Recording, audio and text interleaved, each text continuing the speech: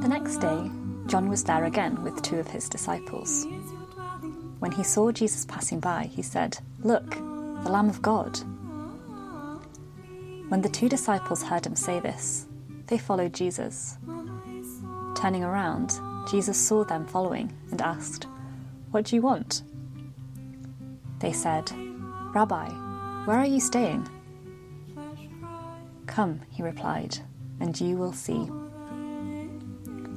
So they went and saw where he was staying, and they spent that day with him.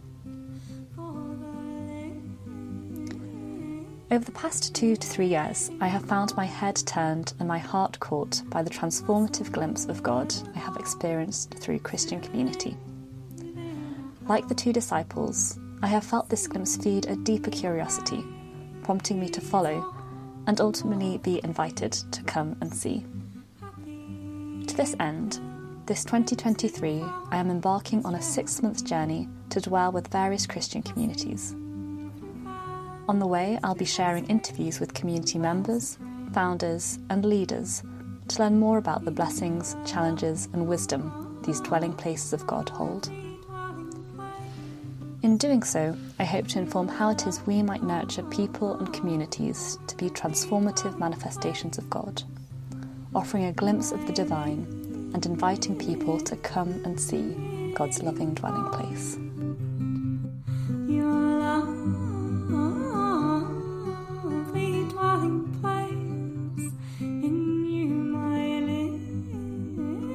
My name's Katharine Thompson, and I'm currently warden at Windsor Hill Wood, or one of the wardens at Windsor Hill Wood, and so I guess my journey with community started even before I came to faith. So in my gap year, so after A-levels, I went on a gap year which took me to Mexico working with street children. And the project that I was sent to was called Mateo Quinto, which means Matthew 5. So it was basically based on the Sermon on the Mount. And it had been started by a very visionary Catholic fellow who had a huge vision, but the reality was a few adobe huts and a common eating area and a few children who had come from Mexico social services to be looked after. A number had some fairly severe disabilities, and there was actually one old lady who was bedridden, and so we were there as volunteers in our gap year, sort of trying to scratch a bit of living from the earth in terms of helping them grow vegetables in this very dry, dusty place, raise a few goats and look after the children who didn't go to school. We tried to work with them on learning different skills. I think partly the ones that were school age had differing abilities in terms of school, so we did some stuff with them there. Anyway, that was I didn't have any faith of my own, but found myself in Spanish-speaking Bible studies in the evening and prayer meetings, which was kind of interesting. But that was an incredible experience in terms of living with the volunteers who were English-speaking and also learning enough Spanish to develop relationships with the children and the workers. And that, I suppose, was my first experience of community. And it was amazing and flawed and messy and everything. Then went to university, and after university, as I was saying to you earlier, I, through a number of kind of God incidences, met the couple who were starting Viva, the charity that I then worked for. And initially, again, it was like the beginning of a vision of supporting grassroots groups working with children at risk through building collaborations and partnerships.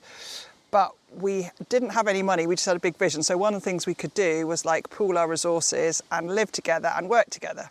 So we did that for a number of years, and that became a really important time of intentional community for my own Christian growth and formation. So I became a Christian at university. And so I worked with Viva for over 27 years. And as people got married and had kids, then the actual intentional community living morphed a bit. But still, there was a lot of shared life and a lot of sharing goods in common, and a lot of helping people buy property, by, putting loans in if you could, just lots and lots, or, clubbing together to help somebody get their car fixed, or, just that sort of stewarding resources together, a bit sort of Acts 2 and 4 type thing. And then, I always had felt like community as a place of welcome and for people who were struggling was super important. And that had been the case, even though, we were living together for our Christian discipleship and for being able to do our mission or live out the call God had given us. Always there seemed to be people on the margins and the edges who needed a place. And I'd really seen that. And then that's kind of what brought Chris and I together when we met on the internet, was that shared sort of value base of wanting to live for God, wanting to be a channel of God's love to those who are struggling, especially people who are vulnerable. And Chris had been working with guys coming out of prison in a Christian hostel setting. And yeah, we kind of together had a bit of a vision for something like this. And in fact, after my time in Mexico, I'd had a real vision for kind of like a farm setting and a huge kitchen table where you can have really transformational conversations. So, once we met and got married, we decided to travel and visit different communities and learn how they were doing things, particularly like Shane Claiborne's community and guys in New Zealand and along the west coast of the States. And investigated joining Pilsden in Dorset and decided that wasn't right, but then ended up joining a missional community in the city, which is really interesting, kind of being part of an urban community. We did grow our own veg and we kept chickens and that sort of thing, but yes, it was then after 4.5 years there that we kind of had heard about Windsor Hill Wood, but then were given Toby's books to read, and then were told, well, they're looking for new wardens. So then we came down to look, and it was pretty incredible actually, because my parents lived locally and I'd been praying for a way to support them more specifically. They lived locally to here. We were in Oxford, so it was quite far away to be supporting them very practically. And Chris was also praying he needed to change jobs. So it was sort of a real crunch time. And we didn't really expect to get the job because it was like, it's a way too cool for school kind of role. We would never get that. But we did, amazingly. And yeah, it was a sort of perfect time for us as a family, me to be 20 minutes from my mum and dad, and also this being the kind of thing we'd absolutely dreamed of doing. Chris is somebody who kind of looks at things from all sides, and I remember him walking around when we first came to visit, and he's like, I can't think of anything wrong to say about it. That's like a sign that it was the right thing. So then now we've been here just over 6 years, sort of journeying with the place for almost 7, and it's coming time to move on. So it's been a real journey through lots of different iterations of community, if you like, and seeing the value in all of them. And I think in some ways this is a bit of a hybrid because it's quite small. It's effectively an extended family home at the same time as trying to facilitate a cohort of peers doing life together. So a group to belong to and a structured rhythm of life that holds you in place while you do the inner work that you're here to do, the healing or the... So would you mind describing what Windsor Hill Wood is? Yeah, so Windsor Hill Wood, we call it a family-based community set in 10 acres of woodland with livestock and vegetables. So it's a place of welcome, a refuge for people in recovery from a time of crisis, and that could be of any description. It could be addiction recovery, it could be mental health, it could be bereavement, or, you know, quite often people come in midlife when things have just stopped working, and quite often, you know, some sort of crisis will have precipitated it, but there might have been all sorts of vulnerabilities along the way. So people come for anything from 1 night to a year, and join the community, bringing the gifts and skills that they have and learning others from others, and we kind of basically do life together, whatever it needs to run the small holding. And quite often people come with their own gifts and skills, so maybe projects we're doing might shift or emerge depending on people's interests. So we have a rhythm of the week that we live together, we share meals, everybody takes it in turns to cook, and we, you know, share out the jobs in terms of who's looking after what animals and who's weeding what vegetable beds and who's building what chicken coops and all that sort of thing. And we do also offer people kind of one-to-one support in terms of the specific reasons why they've come and what they need to work on. So if that's a time to have a stable base to do therapy, or if that's training for the next step, or, you know, whatever. So we've got somebody at the moment who's in gambling addiction recovery, who's now becoming a peer support worker, and got someone else who wants to run his own small holding, so he's learning about that and buying his own livestock, you know, just all that sort of thing. So, yeah. And would you mind talking through like the rhythms of a day and the patterns of the week? So, in terms of the day, we don't eat breakfast together. The first thing we do is gather at 9 o'clock for some sort of word for the day that is quite often from the Bible, but not always, or quite often Christian based, some sort of wisdom or meditation. And then we have a one-word check-in, so just to find out where everybody's at, because quite often people are up and down, and so it's good to just everybody to hear where each other's at. Then we share out the jobs for the morning. People, you know, working on priorities, and then so that's normally just shortly after 9, and then 10:30 there'll be a coffee break, and then work again till 12:30, at which point there's chapel, which is a time of silence in our straw bale chapel by the pond, and then most afternoons are free, so people might have appointments or time for study or rest or whatever. And then Wednesday, that sort of continues through the week, but Wednesday afternoons we have volunteers from the local community come and work alongside us. And we call them volunteers, but they're quite often people with the same profile as our guests, sometimes even more vulnerable. Some of the people who come on a Wednesday afternoon probably wouldn't even be sufficiently resilient to live the rhythm with us in terms of being able to get up for 9 o'clock or cooking or things like that, but they can come for the afternoon and find a place of welcome. There's always lots of cups of tea, so some people aren't even really mobile enough to do some of the jobs, but they can sit and chop rhubarb, or, you know, and Hazel obviously is not as mobile either, our assistant warden, so her job is always to sit and chat. So, and then Thursday is a day we clean together, and we then have a sharing time which we call wellbeing. So that's a chance for everybody to share how they're doing, and it's a more formal chance to hear what's going on for people, what they're processing, where they're at. And what I didn't say is that every day we always share lunch together and the evening meal. And somebody will have prepared lunch, and somebody will have prepared dinner, and, you know, other people will wash up. So there's a lot of doing things for each other and doing things together. And there's just so a lot of shared life.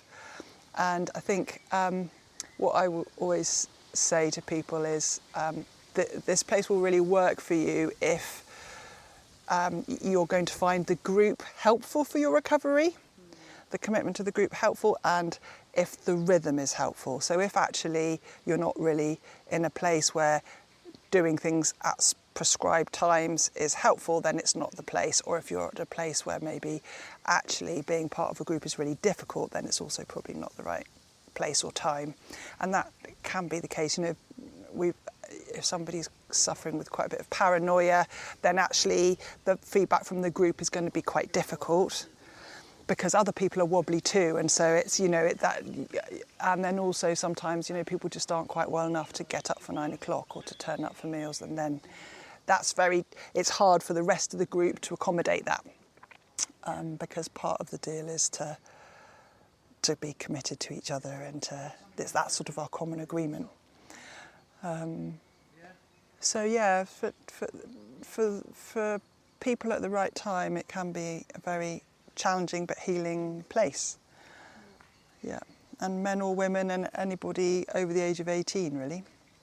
Yeah, and then Friday, Saturday, Sunday are all days off? Yes, free. So Fridays we have, over different seasons, had art therapy in the morning. We've got an art therapist who's a psychotherapist who that is really, really good and really helps bring out that creative side. Or, you know, workshops like pottery or green woodworking or things like that. But at the moment, Fridays are free. And sometimes people carry on with their own projects or rest or whatever. And then Saturday and Sunday, yeah, free. Sunday, a number of us go to church, and then we always have a big Sunday lunch. And then Sunday afternoon is like chill out. So yeah, there's quite a structured part of the week, and then enough rest time, especially for people who physically need that. So, yeah. And in terms of the people who come here, does that work by referral or people hearing about you and inquiring? Yes, anyway. So, increasingly, you know, it's one of those sort of very gentle snowball effects that people will hear about us because they'll meet somebody who's gone, oh, well, you should try X, Y, and Z. So, for instance, at the moment, most of the guys here were referred by other similar places like the Mind Wellbeing House or another trauma recovery house, or another community like a Pilsden, or a friend of a friend, people who stayed here.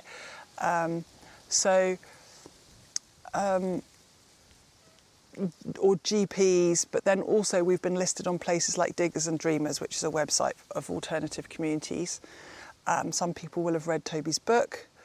So it can be anything, really. So we accept referrals from all places, and then we have an assessment process in terms of somebody fills an application form, and we have a chat on the phone and just try and establish whether this is the right place for them at this time, whether we can accommodate their needs, whether they would benefit. And, you know, sometimes it's hard to tell and you give it a go and it doesn't always work, but generally, you get a good sense of if it's a good fit for somebody. Sometimes we have people for a trial week, you know, they come and visit for a week and decide if they want to come back at a later stage. Yeah. Yeah. And do people do they say that they want to come for, say, 3 months? Or is it a bit more flexible? So some people might come, like we've got a number of guys at the moment who were effectively homeless. So they're sort of coming, assuming it's working for as long as, and our current maximum is a year. And sometimes, like moment, has his own accommodation but wanted to come for respite and came for 10 weeks. So, yes. People who come short term normally have a clear idea. People who come for longer, you know, they would say they want to come for at least 6 months probably. Yeah. And then structurally and financially, how does the community work? Because there's the warden family and there's now an assistant warden. So how does that work in terms of it? Is it a job? How does the house work? Because you've got this gorgeous big house which is used as a community space, but how does all that work? Yeah, good question. So that's something that's sort of formalised over the last number of years. So we became a charity in 2017, and there was enough money initially for kind of a small stipend, and then as the charity sort of became more formalised, then actually the volunteer role that Chris was doing was like almost too responsible to be considered a volunteer. So then he's now employed. So there's one paid, small salary, but one paid role, which is Chris as the warden, and then two volunteers, two residential volunteers, which is me and Hazel. So we now don't get paid, but we have board and accommodation included. So that's good. And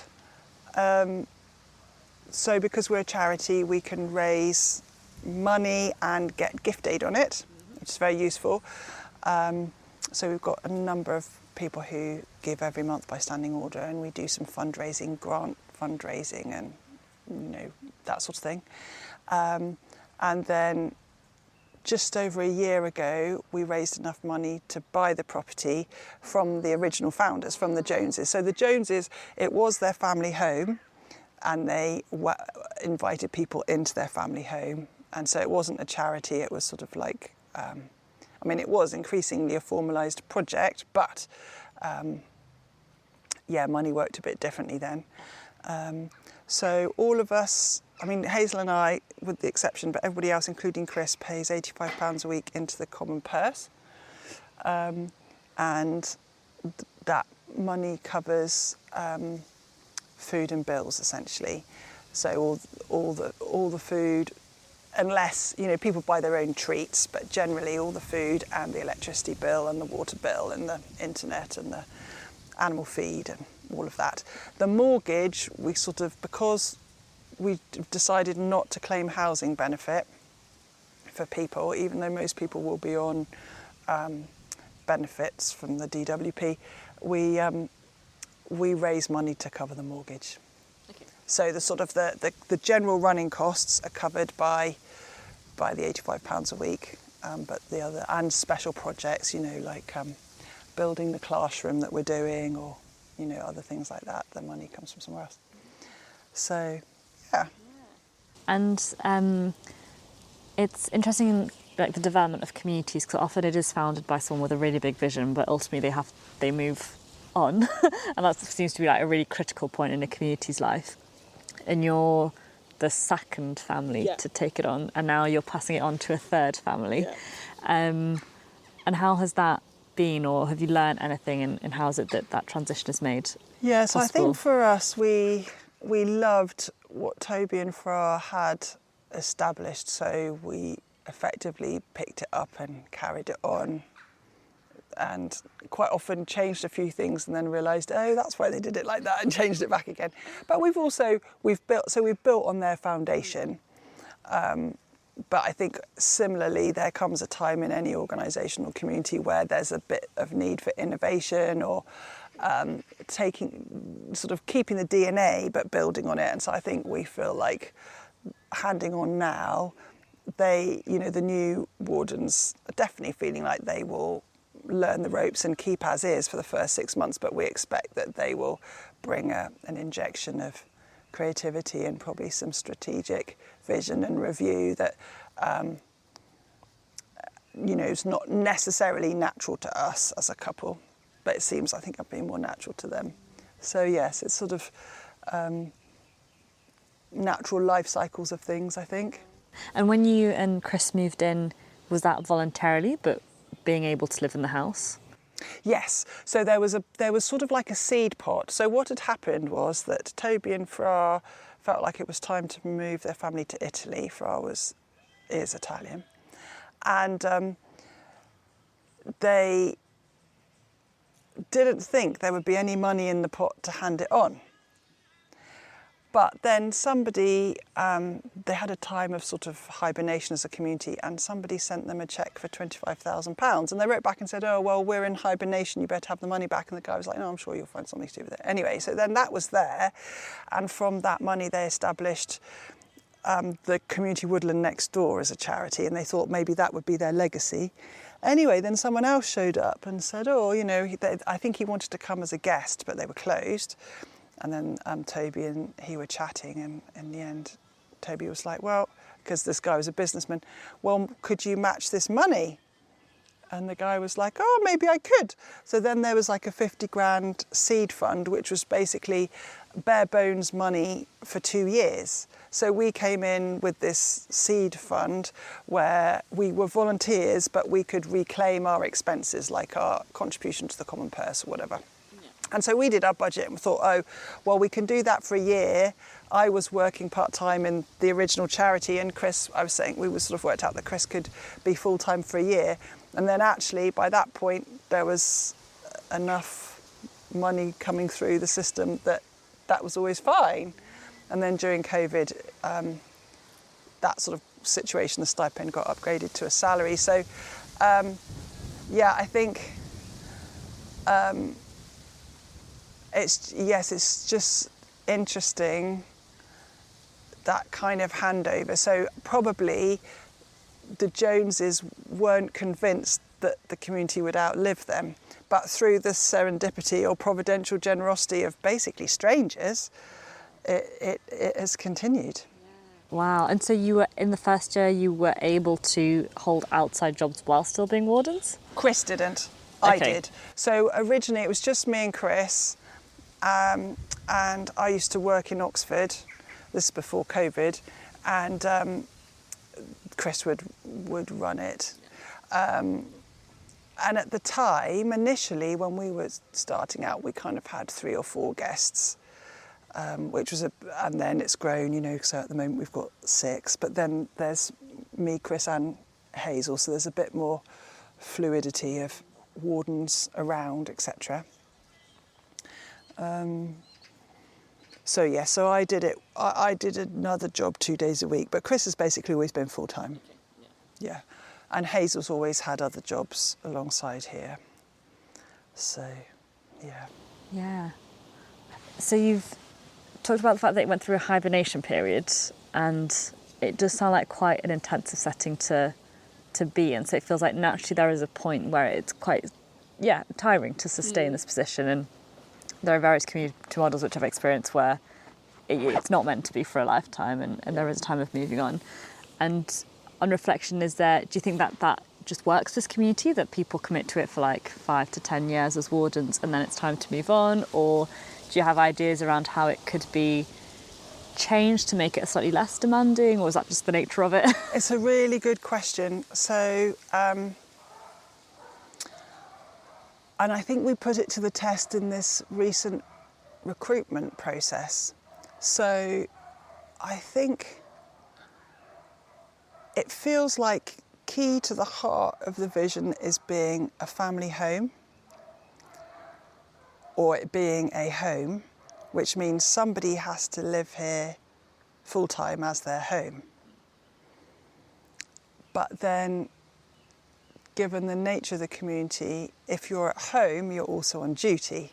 And being on duty can be quite emotionally demanding, depending what's going on. And it's unpredictable. It's like constant white water. Sometimes it's beautiful and calm and happy, like today. And other times it's very tumultuous, depending how people are doing. And transient. And transient, yeah. So constantly changing needs, and you sort of think, oh, next time we'll have learned, we won't do it like that next time, but there's never a time like that again. There's just a new set of challenges. So, yeah, it's interesting. So we came on board knowing that the Joneses had moved on, partly because they'd burnt out at about the 6-year point when their kids were young teenagers like ours are. And so definitely we've had much more intentional time off than they did. Days off site, we've had a sabbatical in that time. But still, it's, I think it's been emotionally draining, and I think there's now a need for a change for our family. So yeah, one of the propositions by one of our sort of former trustees and somebody who really loves the place was to try and have a team model of, and then single people could also be part of it, you know, having a team model of wardens with people kind of doing 3 weeks on, 3 weeks off. But actually, in the process of working that through, it felt like that means it's not somebody's home. But also financially, we couldn't make that work because all of those people then need to be paid, and how does that work? So, and there's so much communication needed to actually just make the team work. So, and then it has more of a sense of being on duty rather than being... and being more of a job than being life. Yeah. So I think, like you say, there's a real time limit to how much you can pour yourself out constantly. Although often you get loads and loads back, but not always. Sometimes it's just jolly tiring.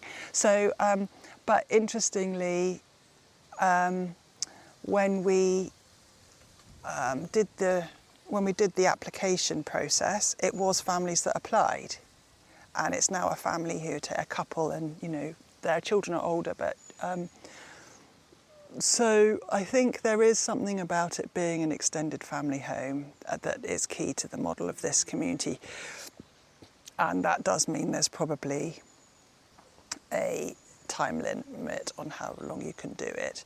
But, you know, key is having assistant warden, key is having time off site, good holidays, good breaks. And one of the things that... And the community, the guests remain whilst you're on sabbatical? Yeah. So we had Hazel, and Hazel before she was assistant warden, she was residential volunteer, and the previous assistant warden, they ran it for those 5 weeks that we were away. Which is getting close to a team. Yes, so we are a team. So I think that's like one of the key things. A family team, yeah. Because I think part of it is it's kind of restitching people's experience of family type relationships, because a lot of people come because, you know, life has tripped them up because their family of origin didn't give them a good start. And actually that can be from all walks of life. We've had people who, you know, were at boarding school, so came from family with, you know, wealthy background, but just emotionally it really, really has tripped them up.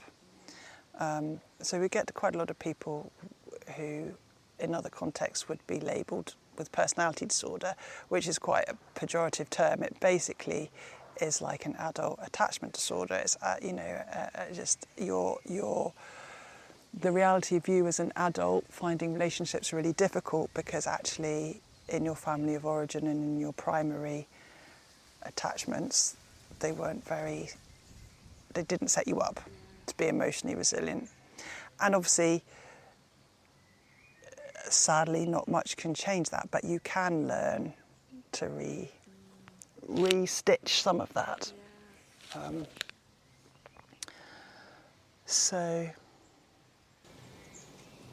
Yeah, and what have you seen this community providing people? Because I'm just reading Toby's book at the moment, and there's very much a sense in which, unlike other places, it isn't about like output or measuring people who successfully kind of recover in inverted commas, but it's about holding that space for people. And what have you seen in the 6 years that you've been here? Yeah, so you know, if I sort of think through the years, I think we have been a constant presence for people.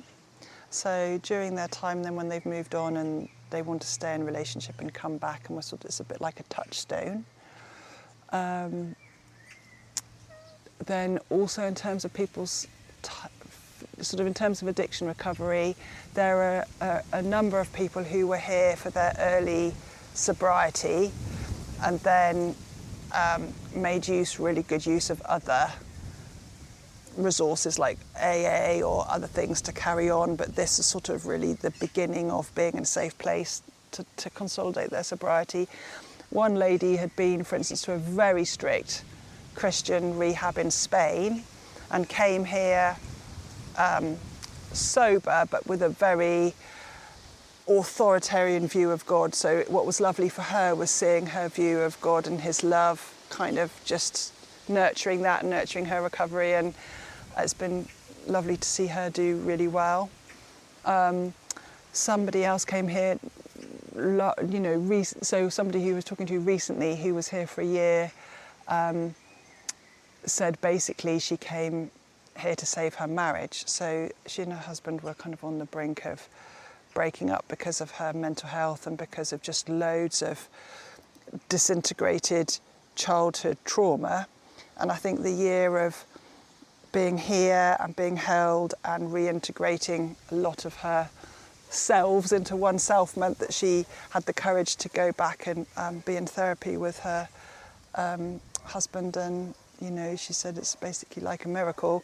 I had to take a year out to save my marriage, so that's really wonderful, because there are lots of times when she was here I didn't think that they would stay together when she left here.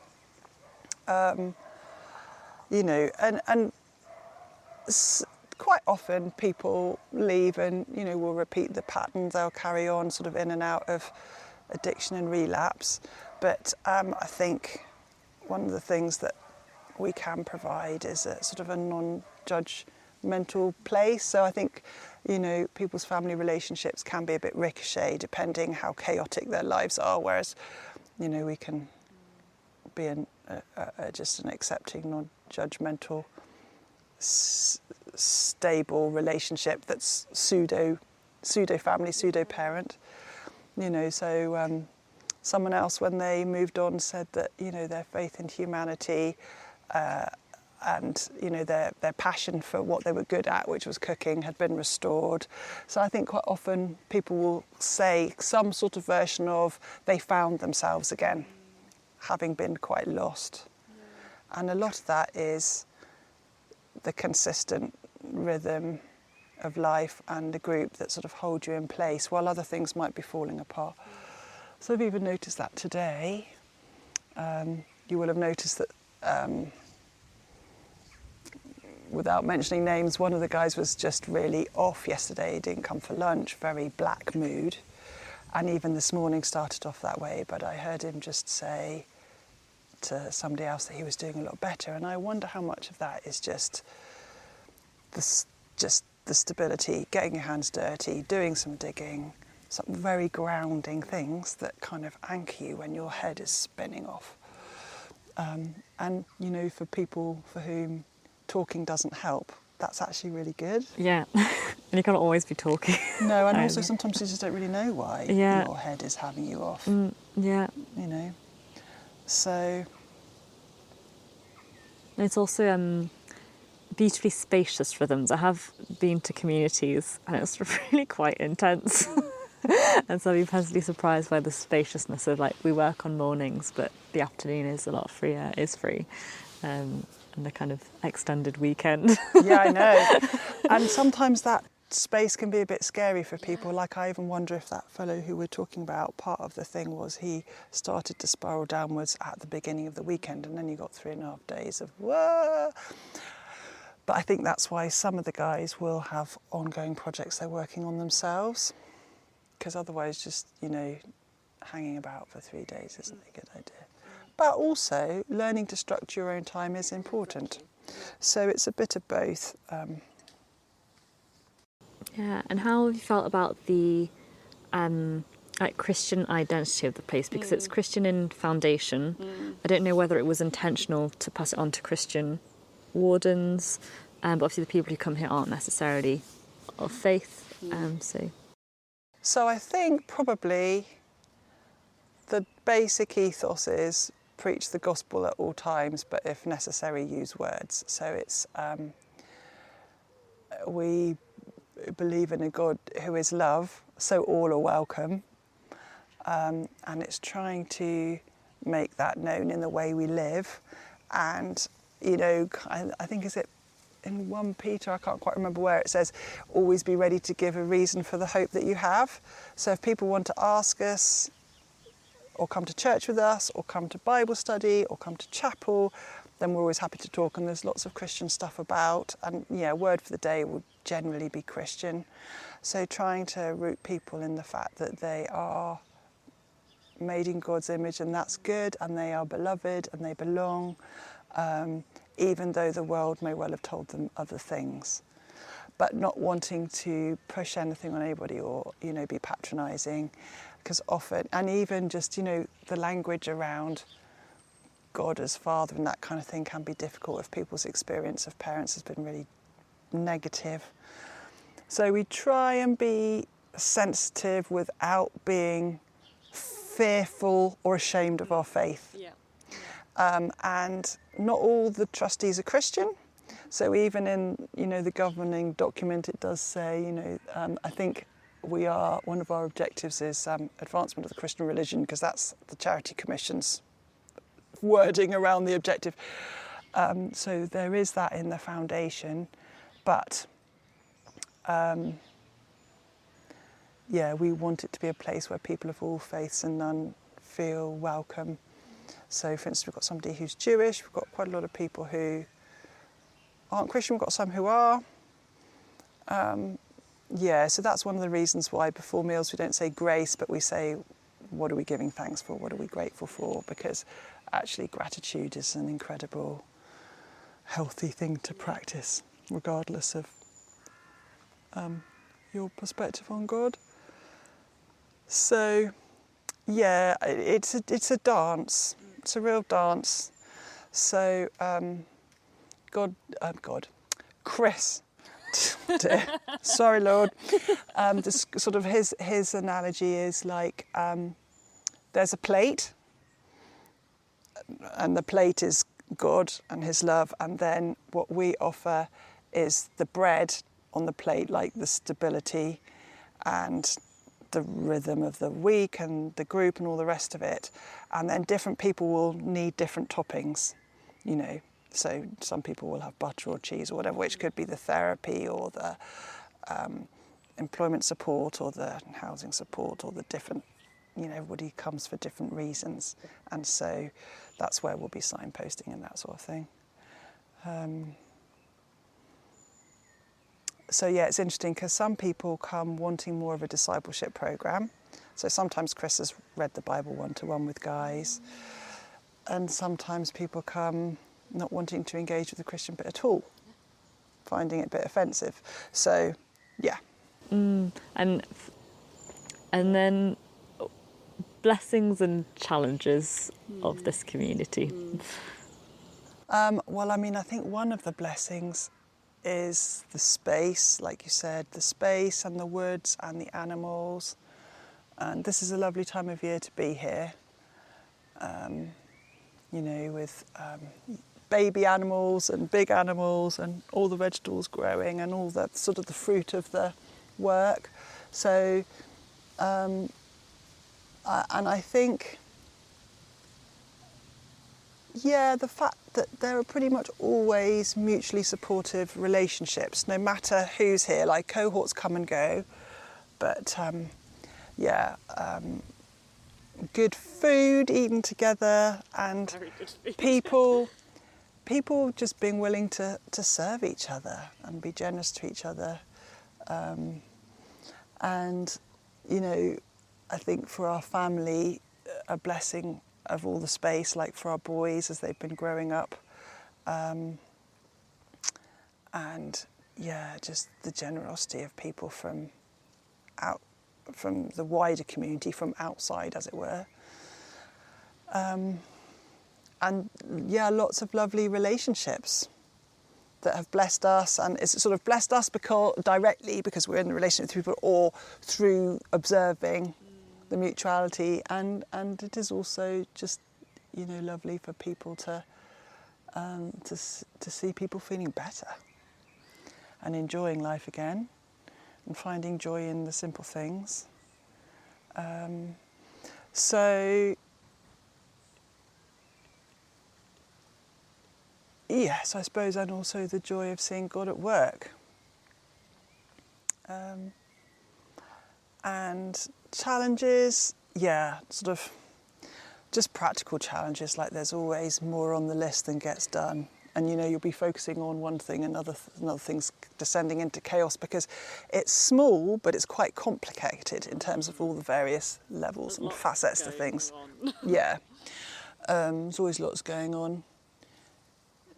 But there's always more that could be done. So you sort of always feel like you're slightly on the back foot. Well, not always on the back foot, but always sort of feel like there's a lot more that could be done, or there's a lot that could be done differently, or a lot that could be done better. But I think over the years I have sort of relaxed into, well, that's as much as we can do, or that's good enough, or that's for someone else, or that's for the next people. And yeah, I think probably some of the biggest challenges are when people aren't happy and it comes at you. So I'm very good at taking it on as being my fault. If somebody's telling it's my fault, I believe it's my fault, even when quite often it isn't. So I think the emotional toll. And I think probably the challenge for us has also been making sure that the boys aren't overlooked.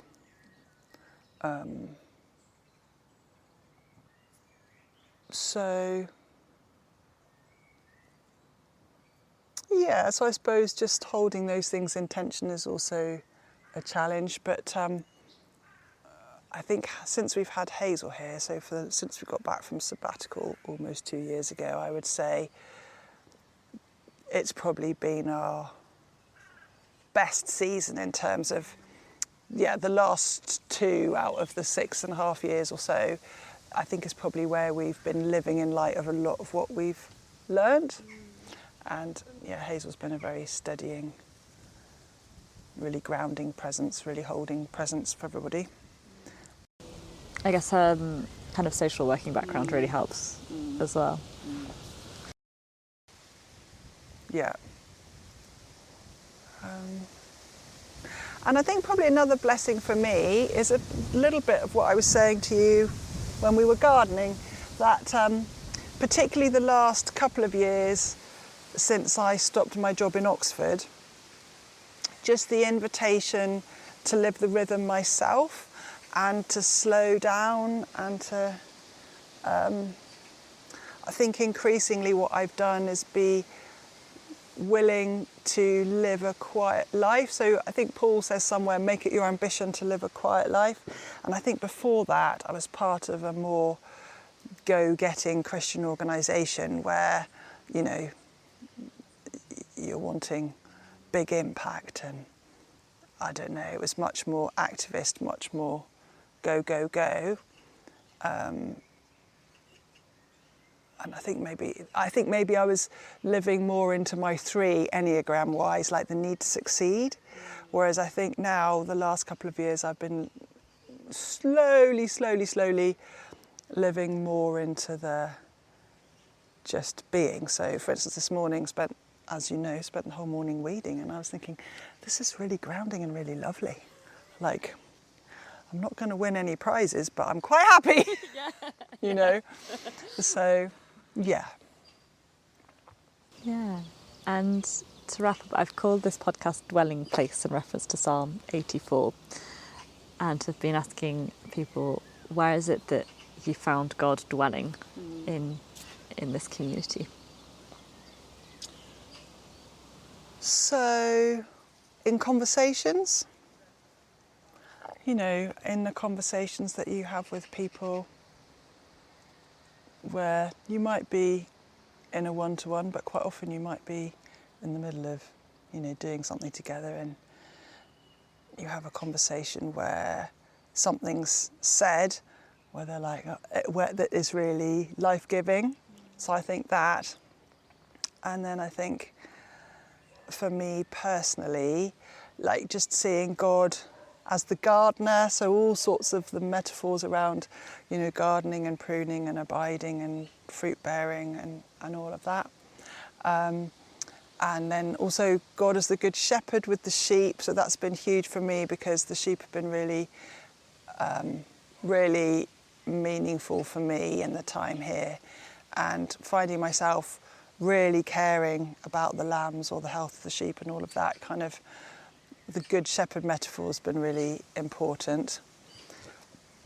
And I think, we talk quite a lot about containment. So, when we talk about creating a safe space, effectively what you're doing is, in psychological terms, providing a container for people. And in some ways, this quarry and this woodland is very containing. It's like a bowl. It's very containing. And so just thinking of God as basically the great container. So quite often I think, underneath are the everlasting arms. So, somebody said to me today they were spiralling downwards. And so then I've just sort of been praying, for underneath of the everlasting arms, like God being the one that puts the foundation in, so you can't actually fall further because you're held. So seeing God at work like that for people, and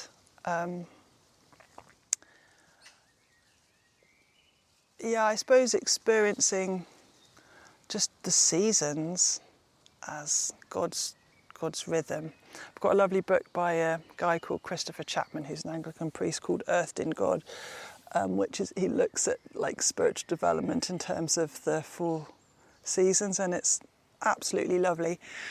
And so I found, and he talks about kind of your allotted ground. So, for this season, this has been my allotted ground in which God has given me to put down my roots and grow in him. And, bear fruit according to the season. And because he does it in me, a bit like, anything here, it hasn't made a plan to grow. It just does it because God has made it so. And then the other thing that I love, the other metaphor, it's a brilliant book, but one of the metaphors that's been really meaningful for me is the idea of the compost heap, and the idea that everything can go on the compost heap. And God has no black bin bags. So all of our life, our terrible experiences, our joys, our failures, our sorrows, the things that have been done to us, the sin we keep on doing, all of that goes onto the compost heap and becomes the soil and actually the fertiliser of our experience and our growth. And I just think that's such a wonderful metaphor. So, for people coming here to not have parts themselves they have to hide away, so it's sort of, it kind of is a whole other thing where there's no need to be ashamed of anything. Yeah. And obviously we all try and hide our shame, and shame is very potent. It's a huge driver for, a lot of destructive behaviour and hurt. And so I think just thinking of offering or expressing to people that God, not the punitive authoritarian God who maybe reminds them of their dad or their headmaster or whoever, but actually the God in whom everything belongs, and there's always hope.